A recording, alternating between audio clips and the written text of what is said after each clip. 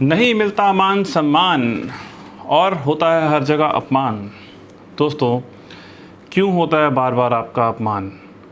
कहीं पे आपको फेम नहीं मिलता तो कहीं पे आपका नाम नहीं चलता। आखिर इसके पीछे कारण क्या है? क्यों बार बार आपको अपमान का सामना करना पड़ता है? सबके लिए सब कुछ करते हुए भी आपको ना तो उसकी वैल्यू मिलती है और ना ही कोई आपकी सराहना करता है। इवन आपके खुद के परिवार वाले भी आपकी सराहना तक नहीं करते और आपके कियों का, आपके किए हुए बलिदान का, सेक्रीफाइसेस का उन पर कोई फ़र्क ही नहीं पड़ता। मानो कि आपकी कोई वैल्यू ही नहीं है। क्यों करना पड़ता है बार बार तिरस्कार का सामना? तो दोस्तों, आज इसी विषय को लेकर मैं आपके सामने उपस्थित हुआ हूँ। मैं आपका होस्ट, आपका दोस्त एस्ट्रो संदीप, चैनल एस्ट्रो तंत्र की तरफ से स्वागत करता हूँ आपका। दोस्तों, आज मैं इसी विषय पर चर्चा करने वाला हूँ कि आखिर आपको सम्मान क्यों नहीं मिलता, क्यों बार बार आपको अपमान का सामना करना पड़ता है। तो दोस्तों, इसके लिए मैं कुछ रेमेडी भी लेकर आया हूँ और उसको करने का तरीका भी लेकर आया हूँ जो आपके लिए बेहद प्रभावी रहेगा। तो दोस्तों, मेरी आपसे रिक्वेस्ट है, कृपया ये वीडियो अंत तक देखें ताकि आपको इसके पूरे रिज़ल्ट मिल सकें, क्योंकि इस वीडियो में बहुत सारे छोटे छोटे पॉइंट्स हैं जो कि आपको नोटिस करने बेहद ज़रूरी हैं। अगर आपको ये वीडियो पूरी नहीं देख पाते तो आप किसी तथ्य से अनभिज्ञ रह सकते हैं और उपाय करने में गलती कर सकते हैं। तो दोस्तों, वीडियो को स्किप करके मत देखिएगा, पूरी देखिएगा। और अगर आपको वीडियो पसंद आती है तो उसे लाइक एंड शेयर भी ज़रूर कीजिएगा। और दोस्तों, सबसे पहले मैं आपको कह देना चाहता हूं कि अगर आप हमारे चैनल पर नए हैं तो कृपया चैनल को लाइक एंड सब्सक्राइब ज़रूर कर दीजिए एंड साथ दिए गए बेल आइकन को भी प्रेस कर दीजिए ताकि हमारे द्वारा दी गई जानकारी सर्वप्रथम आप तक पहुँच सके। तो दोस्तों, क्यों होता है आपका अपमान? कहीं ना कहीं कुंडली में आपका कोई प्लैनेट वीक होगा जिसकी वजह से आपको अपमान का सामना करना पड़ता है। अब बात आ जाती है कि वो प्लैनेट कौन सा है। दोस्तों, सूर्यदेव एकमात्र ऐसे प्लैनेट हैं जो आपकी मान प्रतिष्ठा को रिप्रेजेंट करते हैं। अगर आपकी वैल्यू नहीं पड़ रही, ऑफिस में पूरा काम करते हैं, दिल लगाकर काम करते हैं, अपना पूरा 100% एफर्ट देते हैं, लेकिन रिज़ल्ट ज़ीरो, कारण उसका यही है कि आपकी कुंडली में कहीं ना कहीं सूर्यदेव वीक पड़ रहे हैं।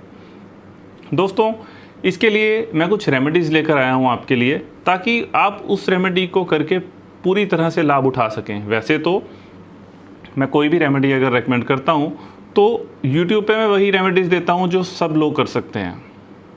तो दोस्तों, ऐसी एक रेमेडी लेकर आया हूँ जिसे सब लोग कर सकते हैं और सब लोग उसका फ़ायदा उठा सकते हैं बिना अपनी कुंडली का एनालाइज करवाए।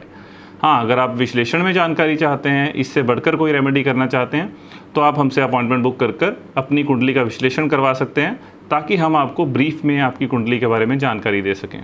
तो दोस्तों, जो सार्वजनिक लोगों के लिए रेमेडी है सूर्य को सेट करने के लिए ताकि उनको मान प्रतिष्ठा मिलती रहे, उनका किया हुआ कार्य सराहनीय हो, लोग उसकी वैल्यू करें, आपको तिरस्कार का सामना ना करना पड़े। दोस्तों, इसके लिए आपके लिए सबसे बेहतरीन उपाय है रोज़ सुबह सूर्यदेव को जल चढ़ाना। सुनने में बहुत कॉमन सा लगता है और बहुत सारे लोग आप में से ये रेमेडी कर भी रहे होंगे लेकिन रिज़ल्ट नहीं मिल पा रहे फिर भी, राइट? तो उसके लिए कारण है आपका वो सूर्यदेव को जल चढ़ाना सही ढंग से ना होना। अगर आप इस चीज़ को सही ढंग से फॉलो नहीं करते, क्योंकि दोस्तों सूर्यदेव साक्षात देव हैं और अगर आप देव का तिरस्कार करेंगे तो वो आपको आशीर्वाद की बजाय नेगेटिव रिस्पॉन्स दे सकते हैं।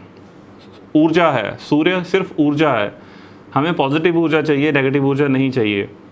तो अगर आप कुछ भी गलती करते हैं, गड़बड़ कर जाते हैं सूर्यदेव को खुश करने में, सूर्यदेव को जल अर्पित करने में, तो आपको तिरस्कार का, अपमान का सामना करना पड़ सकता है।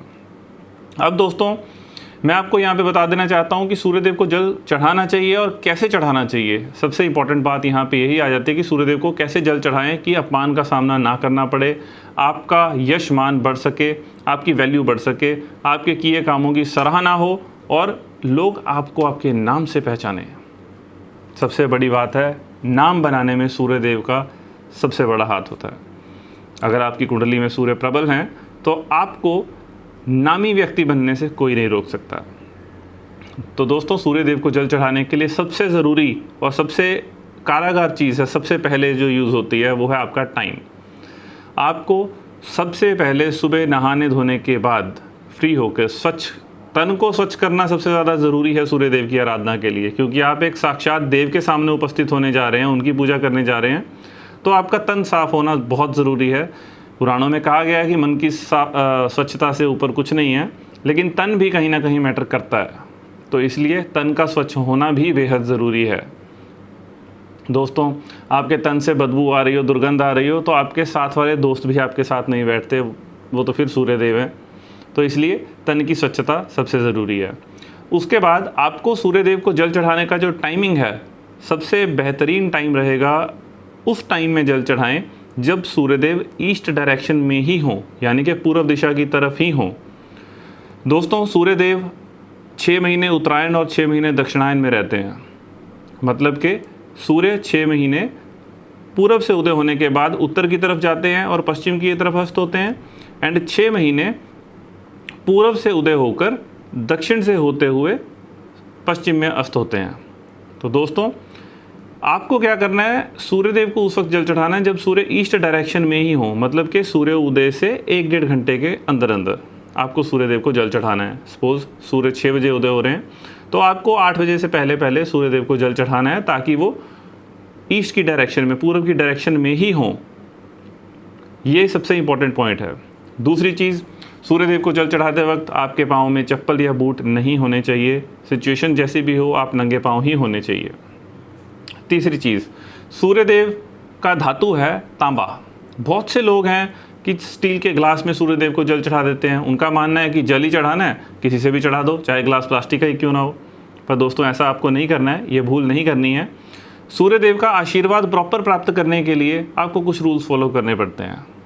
तांबे का लोटा अगर होगा तो it will be the best. तांबे के लोटे से ही आपको रोज़ सुबह सूर्यदेव को जल चढ़ाना है, ये ध्यान में रखिए।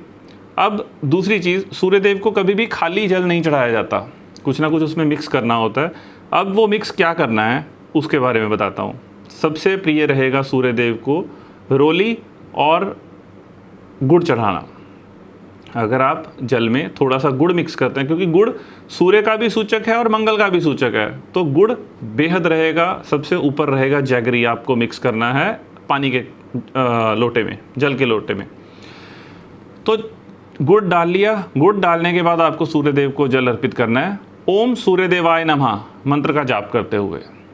ये ध्यान में रखिएगा, बड़ी श्रद्धापूर्वक आपको सूर्यदेव को जल चढ़ाना है, फुल डेडिकेशन के साथ।